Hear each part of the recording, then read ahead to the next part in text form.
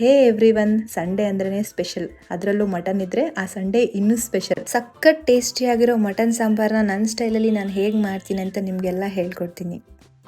ಈ ಥರ 4 ಪೇಸ್ಟನ್ನ ನಾನು ರೆಡಿ ಮಾಡ್ಕೋತೀನಿ. ಬೇಕಾಗಿರೋ ಇಂಗ್ರೀಡಿಯೆಂಟ್ಸ್ ನೋಡಿ.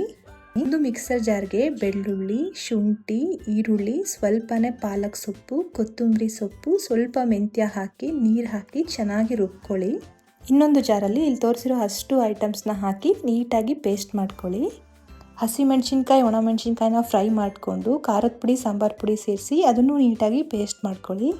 ಒಂದು ಮೀಡಿಯಮ್ ಸೈಜ್ ಟೊಮೆಟೊ ಪೇಸ್ಟ್ ಮಾಡಿಟ್ಕೊಳ್ಳಿ. ಇವಾಗ 4 ಪೇಸ್ಟ್ ರೆಡಿ ಆಗಿದೆ. ಒಗ್ಗರಣೆಗೆ ಒಂದು ಸ್ವಲ್ಪ ಆಯಿಲ್ ಹಾಕಿ, ಆಯಿಲ್ ಸ್ವಲ್ಪ ಬಿಸಿ ಆದಮೇಲೆ ಮಟನ್ ಸೇರಿಸಿ 10 ಮಿನಿಟ್ಸ್ ನೀಟಾಗಿ ಆಯಿಲಲ್ಲಿ ಫ್ರೈ ಮಾಡ್ಕೋಬೇಕು. ಫಸ್ಟು ನಾವು ಗ್ರೀನ್ ಕಲರ್ ಮಸಾಲ ಸೇರಿಸಿ ಸ್ವಲ್ಪ ಉಪ್ಪು ಸೇರಿಸಿ ಮಸಾಲ ಎಲ್ಲ ಡ್ರೈ ಆಗೋವರೆಗೂ ನೀಟಾಗಿ ಫ್ರೈ ಮಾಡ್ಕೋಬೇಕು. ಮಸಾಲ ಡ್ರೈ ಆದಮೇಲೆ red colour paste, tomato paste ಹಾಕಿ 5 ಮಿನಿಟ್ಸ್ ಚೆನ್ನಾಗಿ ಫ್ರೈ ಮಾಡ್ಕೋಬೇಕು. ಲಾಸ್ಟಲ್ಲಿ ವೈಟ್ ಕಲರ್ ಪೇಸ್ಟ್ ಸೇರಿಸಿ ನಿಮ್ಮ ಕನ್ಸಿಸ್ಟೆನ್ಸಿಗೆ ಬೇಕಾಗಿರೋಷ್ಟು ನೀರು ಸೇರಿಸಿ ಲಿಡ್ ಕ್ಲೋಸ್ ಮಾಡಿ 2 ವಿಷಲ್ಸ್ ಹಾಕಿಸ್ಕೊಂಡ್ರೆ ಸಖತ್ತಾಗಿರೋ ಮಟನ್ ಸಾಂಬಾರು ರೆಡಿ. ಟೇಸ್ಟ್ ಅಂತೂ ಸಖತ್ತಾಗಿ ಬಂದಿತ್ತು. ಟ್ರೈ ಮಾಡಿ ಹೇಗಿತ್ತು ಅಂತ ಹೇಳಿ.